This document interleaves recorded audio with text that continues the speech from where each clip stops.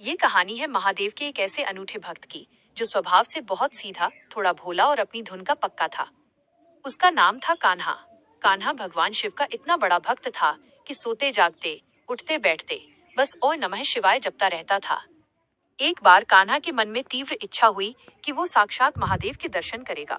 उसने सुना था कि हिमालय की बर्फीली चोटियों पर महादेव का दरबार सजता है, जहाँ देवी देवता और गण मौजूद रहते हैं। बस फिर क्या था, कान्हा अपनी पोटली उठाकर निकल पड़ा हिमालय की ओर। पहाड़ों की चुनौती और कान्हा की दौड़। रास्ता बेहद दुर्गम था। ठंडी हवाएं चल रही थी, बर्फबारी हो रही थी, लेकिन कान्हा के सिर पर तो महादेव से मिलने की धुन सवार थी। चलते चलते वो उस क्षेत्र में पहुंच गया जिसे शिव का दरबार कहा जाता था। एक विशाल चमकीला बर्फीला मैदान, जिसके चारों ओर ऊंचे ऊंचे पहाड़ ऐसे खड़े थे मानो शिव के प्रहरी हो। वहां पहुंचते ही कान्हा को महसूस हुआ कि माहौल में कुछ अद्भुत है।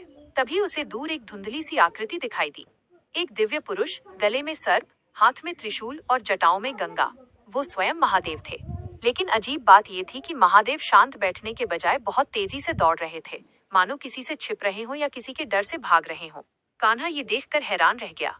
उसने चिल्लाकर कहा, तारांकन प्रभु, आप त्रिलोक के स्वामी हैं, आप इस तरह शिव दरबार में क्यों भाग रहे हैं? महादेव ने दौड़ते हुए ही पीछे मुड़कर देखा और बोले, तारांकन, अरे मूर्ख, मेरा एक और भक्त भस्मासुर जैसा वरदान लेकर मेरे पीछे पड़ा है और हट करने लगा है। मैं तो बस अपनी जान बचाकर भाग रहा हूँ। यह कहकर भगवान शिव पलक झपकते ही एक बड़ी बर्फ की गुफा के पीछे ओझल हो गए। शिव के दरबार में वो अनजान लड़की। कान्हा समझ नहीं पा रहा था कि वो क्या करे। वह भी महादेव को ढूंढने के लिए उसी दिशा में भागा। जब वह गुफा के पास पहुंचा तो वहां महादेव तो नहीं थे, लेकिन गुफा के मुहाने पर पत्थर के एक आसन पर एक बहुत ही सुंदर लड़की बैठी हुई थी। उस लड़की के चेहरे पर गजब का तेज था, आंखें गहरी थीं और वो बहुत शांत मुद्रा में मुस्कुरा रही थी। इस बर्फीले तूफान में जहां आम इंसान जम जाए, वो लड़की केवल एक साधारण सूती वस्त्र पहने आराम से बैठी थी। कान्हा ने हांफते हुए उस लड़की से पूछा, तारांकन, ओ बहन, तुमने अभी अभी यहाँ किसी को भागते हुए देखा? स्वयं महादेव यहाँ दौड़ रहे थे। तुम इस निर्जन शिव दरबार में अकेली क्या कर रही हो? तुम्हें डर नहीं लगता? लड़की ने कान्हा की घबराहट देखी और मधुर आवाज में हंसते हुए बोली, शायद तुम महादेव को ठीक से नहीं जानते। वे किसी संकट से नहीं भाग रहे हैं, वे तो तुम्हारी भक्ति की परीक्षा ले रहे हैं। और जहां तक मेरा सवाल है, तुम मुझे इस दरबार का पता पूछने वाले एक राही समझ सकते हो। रहस्य से उठा पर्दा। कान्हा असमंजस में पड़ गया। उसने कहा, तारांकन परीक्षा? लेकिन मैंने तो साक्षात उन्हें भागते देखा। लड़की उठी, उसने कान्हा के सिर पर अपना हाथ रखा। जैसे ही उसका हाथ कान्हा के सिर को छुआ, कान्हा के भीतर की सारी थकान, डर और भ्रम पल भर में गायब हो गए। उसका मन असीम शांति से भर गया।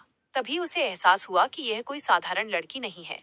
लड़की मुस्कुराई और उसने अपना असली रूप दिखाया। वो कोई और नहीं, स्वयं जगत जननी माता पार्वती थी। माता पार्वती ने प्रेम से कहा, तारांकन कान्हा, शिव तो कण कण में हैं। वे कहीं भागकर नहीं जा सकते। वे तो सिर्फ ये देखना चाहते थे कि क्या उनका ये भक्त थके बिना, भ्रमित हुए बिना उन तक पहुंच पाता है या नहीं। तुमने हार नहीं मानी, इसलिए तुम्हें यहाँ तक आने का मार्ग मिला। जैसे ही माता पार्वती ने ये कहा, गुफा के भीतर से एक तेज प्रकाश हुआ और महादेव हंसते हुए बाहर प्रकट हुए। इस बार वे भाग नहीं रहे थे, बल्कि मंद मंद मुस्कुरा रहे थे। कहानी की सीख। महादेव और माता पार्वती ने कान्हा को आशीर्वाद दिया और उसकी निश्चल भक्ति से प्रसन्न होकर उसे दर्शन दिए। कान्हा समझ गया कि भगवान कभी अपने भक्तों से दूर नहीं भागते, बल्कि वे तो बस हमारे धैर्य और विश्वास की परीक्षा लेते हैं। जहाँ सच्ची भक्ति होती है, वहाँ शक्ति, पार्वती और शिव दोनों स्वयं खींचे चले आते हैं।